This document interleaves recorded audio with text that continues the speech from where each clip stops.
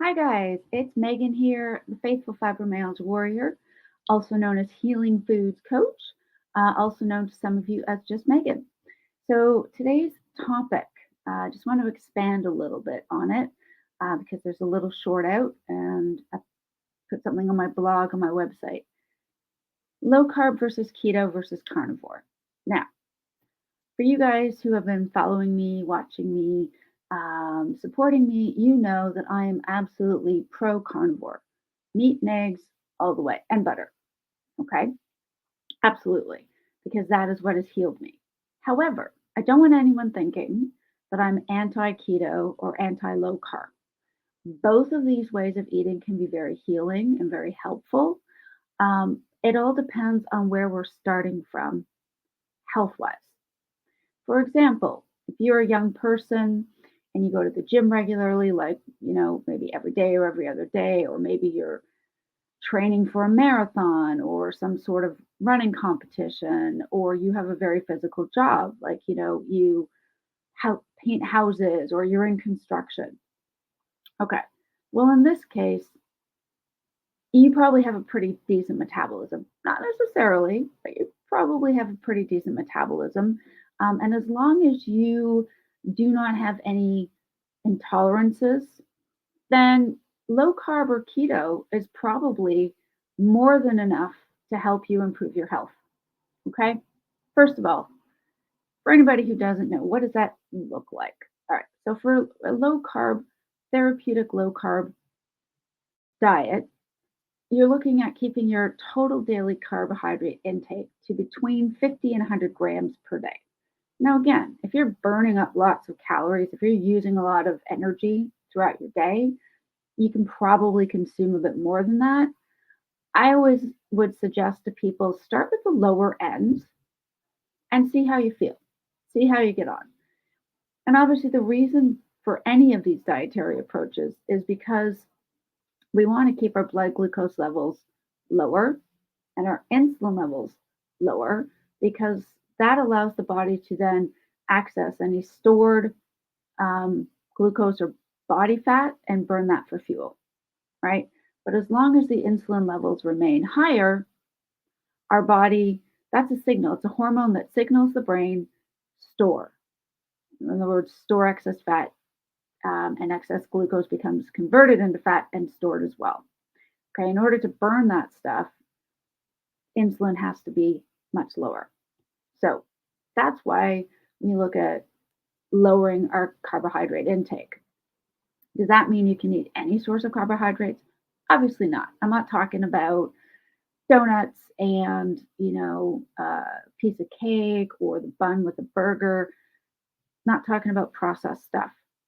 So maybe I should back up a step. Before you decide you want to try either a low carb, a keto, or even a carnivore approach to your diet, the one thing all of these have in common is the idea that the first step we take is we eliminate um, manufactured industrialized seed oils, processed and prepackaged meals and junk food, and added sugar. Because even just getting those things out alone will probably have you feeling a whole lot better. Less headaches, less ache, less irritability. Great place to start. So, what if you don't know whether you should try low carb or keto or carnivore? Okay, fair question. If you have no known food allergies and you have no intolerances to anything that you're aware of, and you're overall metabolically healthy, then you can probably start by simply reducing your total carbohydrate intake. Um, Biggest key, of course, is you want to get rid of the starchy carbohydrates because those convert right into glucose. Um, the non starchy ones fill you longer and don't have such a huge impact on your insulin levels, right? So that's things like broccoli, onions, garlic, tomatoes, cauliflower, avocado. Perfect examples. But that's that can be so non-starchy vegetables can be um, all you consume to make up that 50 to 100 grams of total carbs. But maybe you also want to include cheese, sour cream, heavy cream for your coffee, or even full fat milk, which you can do.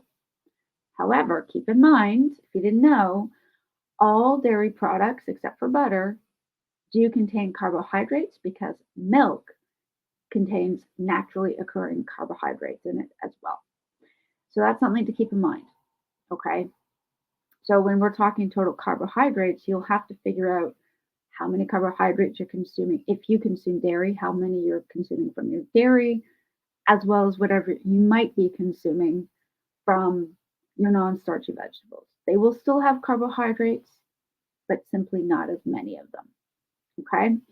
Um, Start with that. You basically, you're going to keep eating. You want to eat moderate amounts of protein from whether it's beef or lamb. It could be bison, deer, venison.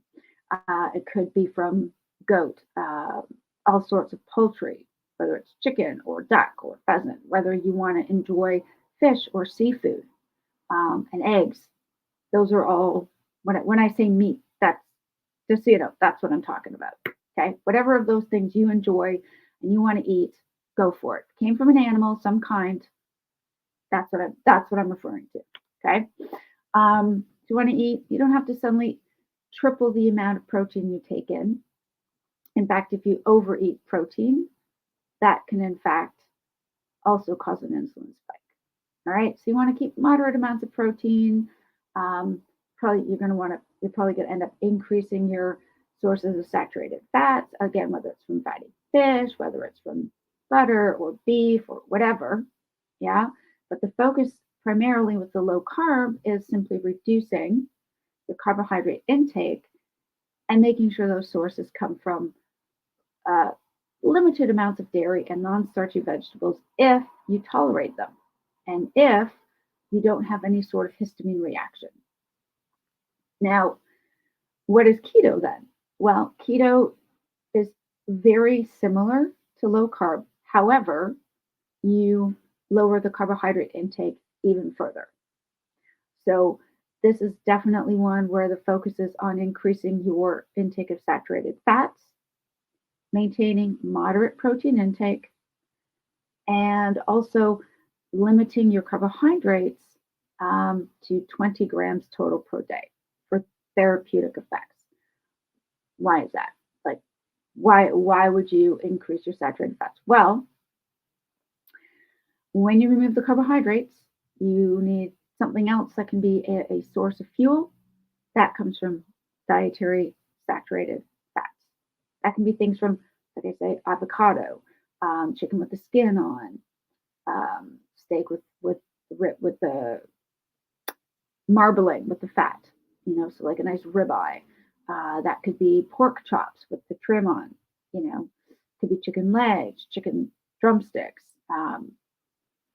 chicken wings, anything like darker meat, for example. Red meat is great, lamb is good. So any of these sources that come with the fat included. For example, sardines, just put that out there. Mackerel is another good source. Okay, these also provide good sources of saturated fats. Fat is more satiating.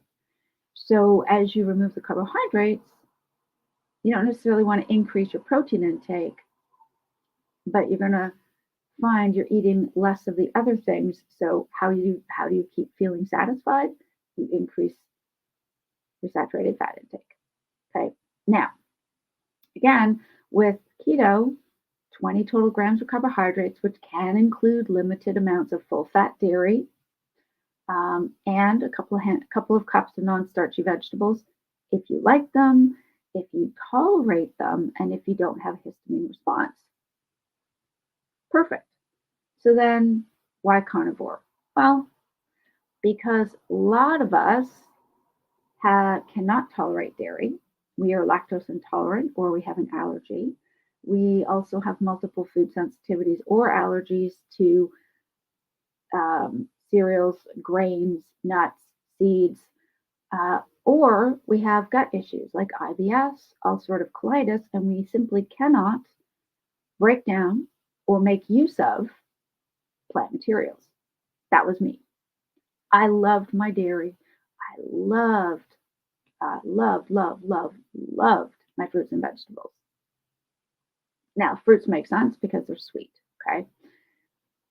And I had to get rid of them because it was causing me to have extremely high levels of triglycerides. Outside of that, I still love my vegetables. However, they don't love me back. And so for me, because of my gut issues and my chronic inflammation and my high histamine response to plant based foods, and the fact that I was dealing with a lot of other ongoing medical issues, I had to cut it all out. So I had to go carnivore because I couldn't do keto. I tried it. I did it for 2 weeks, and it is amazing, and it has helped loads of people. So has going on a therapeutically low carb diet. If you want to know more about that, follow Dr. Eric Westman. He's brilliant. He kind of pioneered for a lot of people this approach, especially for people with type 2 diabetes and obesity. He's out of North Carolina. Check him out. He's great. Okay. And one of my favorite keto YouTubers, Go Keto with Casey, she's awesome. She talks all about it. Okay. So each of these ways of eating can absolutely have a place in improving our health. But for me, I couldn't do low carb and I couldn't do keto because I cannot tolerate any plant of any kind. And I have lactose intolerance, so outside of butter, I react to milk and any dairy products. I will say, unfortunately, I still occasionally have a cappuccino with full fat milk. And if it's maybe once a week, I seem to be all right. But I do notice that I do get a slight headache. So even in very limited amounts, I don't do well. So I have to stay away from cheese and yogurt and sour cream and all the yummy things that are also very easy to overeat and that do affect our insulin levels and our blood glucose levels. I have to just totally say no to. So it's all about wherever you're at health-wise to decide where you should start. I just want to put out there that I am pro carnivore because I had to be. I had to go carnivore. I could not do keto or low carb. And I have no regrets. I would not change a thing. I love it. I feel my absolute best when I'm on it. I think anybody can go carnivore, whether you have histamine responses, whether you have gut issues or not, carnivore can be extremely beneficial. Absolutely. Especially though for those of us who cannot do a keto or low carb because of how we respond to dairy and plant materials, right? I'm just putting that out there because I just want it to be clear that although I am absolutely pro carnivore, and I will continue to share how God has used carnivore to heal me incredibly in a way that I don't think I would have healed with keto or low carb simply because of my gut issues and my histamine response to those items, I wouldn't have had the same amount of healing as I have with carnivore. For those of you who want to keep in some vegetables, who want to occasionally have maybe a handful of berries now and again, who enjoy cream or full fat milk in a cup of coffee and it doesn't affect them, you're lucky. And you will still be able to get loads of healing, even if you should choose to go low carb or keto. Those are still excellent ways of eating. It still involves removing processed crap, seed oils, and added sugars, and all the pre-manufactured garbage that made us all sick. And so I say this as kind of like, guys, we are all on the same path to good nutrition and healing. Eating, I believe, the way God intended to nourish our bodies, not the pre-manufactured crap that's out there. And so I'm putting this out there simply to say that let us as carnivores embrace the low carb and the keto people. And for those who are low carb and keto, let's embrace the carnivores. Those who have to be carnivore, like myself, like Jordan Peterson, like Michaela Peterson, and others who have extreme histamine sensitivities, even to things as simple as aged meats that may not bother any of you. but bother us, as well as dairy and plants. Okay. But even to those who want to go carnivore simply because they don't like vegetables, they don't like plant materials, they want nothing more than to eat meat and eggs because that's what they crave. Awesome. Perfect. Nothing wrong with that. But let's all work together and embrace each other because ultimately, I think we're all trying to help people get off the processed, addictive, highly toxic garbage that's out there to find real healing. And there's a range between whether you're low carb or going all the way to pretty much practically zero carb. That's what I am. I'm zero carb. So going from low carb to zero carb, within that range, a lot of us fit. And I hope we all feel welcome in the space, whether we are zero carb carnivores, low carb carnivores, because we occasionally have milk in our coffee, right? Or we enjoy a bit of cheese with our steak, or we are more keto, or perhaps we consume more carbs because of the type of physical work we do, and therefore we consider ourselves low carb. We are all trying to find our way through to good health, and each of these three, they're sort of like subsets of the same overall eating diet program. And I think Dr. Ken Berry describes it best when he says it's the proper human diet. And within that overall human diet, there's a sort of a rainbow of options that work for different people. And obviously, you guys have to see what works best for you. If you do have intolerances, gut issues, high histamine reaction to foods, then I would suggest you probably want to cut everything out and start with carnivore, like I had to. But if not, try low carb, see how you feel.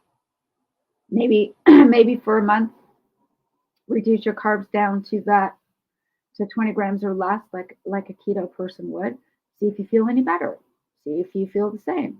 Decide what works best for you. We're all on the same journey to health and healing, to trying to eat as humans are supposed to. And so I hope this is encouraging. Just want to reach out and share the love, if you will, with all my fellow low carb and keto brothers and sisters out there, that, you know, we're all part of the same group, and let's support each other as we try to find our way to good human health. That's it. Enough of my soapbox. I hope you guys are doing well. Thank you so much for your support and for watching this video all the way to the end. Thank you for your comments. Thank you for all your words of encouragement. Love you guys. Appreciate everything you have to say and share with me. And I will see you guys next on my next video. Should have content again tomorrow. That's it. Bye for now.